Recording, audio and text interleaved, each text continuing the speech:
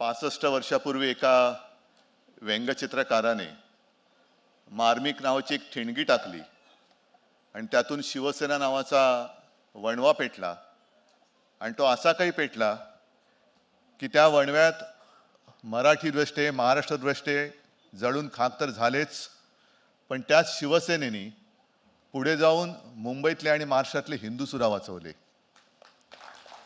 त्या ठिणगीचा, त्या मार्मिकचा आजचा हा 65वा वर्धापन दिन आहे. मी आणि मार्मिक एका वयाचे, त्याच्यामुळे कितवा ते मी कधीच विसरू शकत नाही. पण मार्मिकचं काम अजूनही संपलेलं नाही. आज सुद्धा आपले कार्यकारी संपादक आहेत, अत्यंत चांगल्या पद्धतीने काम सांभाळत आहेत.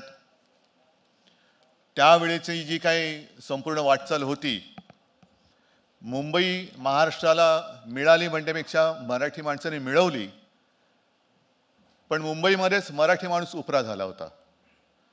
आणि मग शिवसेनेचा जन्म झाला. पुढे काय झाले मी तुम्हाला काय सांगण्याची आवश्यकता नाही, पण तशीच परिस्थिती परत एकदा निर्माण केली जाते.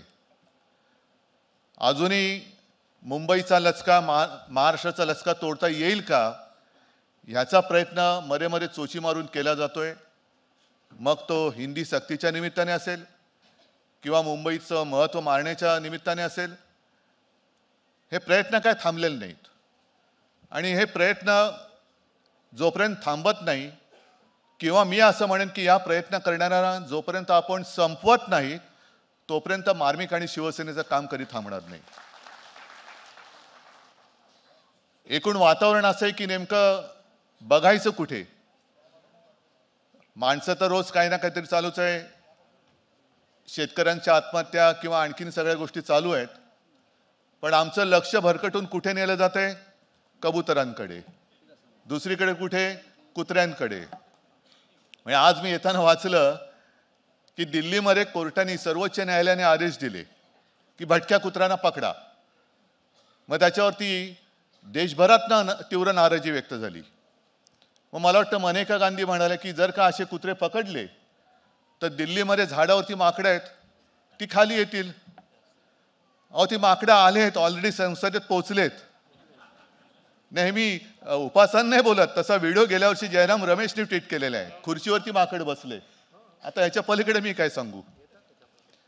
पण विशेष म्हणजे आता येताना मी बातमी वाचली की आपले सरन्यायाधीश आहेत गवई साहेब, त्यांना खरंच धन्यवाद द्यायचे की देशभरातून भटक्या कुत्र्यांच्या त्या निर्णयाच्या विरोधात एक असं संतापाची लाट निर्माण झाली आणि त्यांनी मत व्यक्त केले की जरी यापूर्वी सर्वोच्च न्यायालयाच्या खंडपीठाने याबद्दल निर्णय दिलेला असला तर मी स्वतः त्यात लक्ष घालेन. याला म्हणतात कर्तव्यदक्ष सरन्यायाधीश. त्याच सरन्यायाधीशाने मी हात जोडून विनंती करतोय की आपल्या सर्वोच्च न्यायालयाच्या उंबरठ्यावरती देशातली लोकशाही तडफडते. 3 वर्ष झाली, 4 वर्ष झाली, कधी प्राण सोडेल सांगता येत नाही.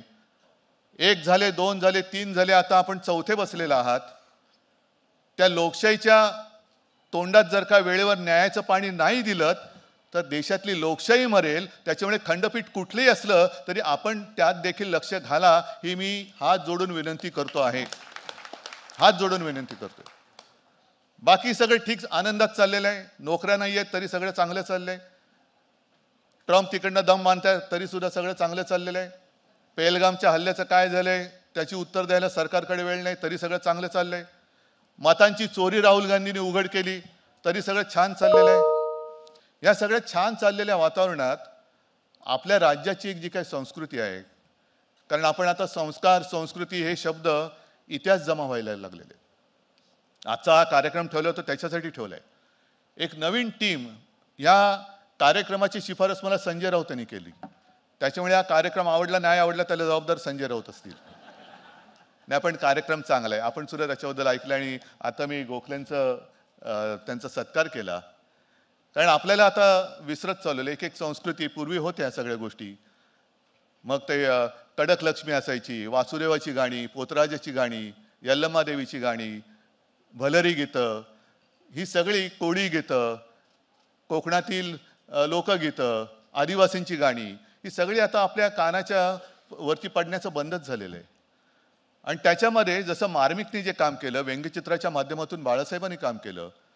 व्यंगचित्र म्हणजे नुसतं ओरबाडायचं नाही, तर मिश्किलपणे मार्मिकपणे बरोबर समाजातली जी काही एक विकृती असेल किंवा अनिष्ट प्रथा परंपरा असेल त्याच्यावरती बोट ठेवायचं. आणि हेच काम आपल्या साधू संतांनी तेव्हा केलं.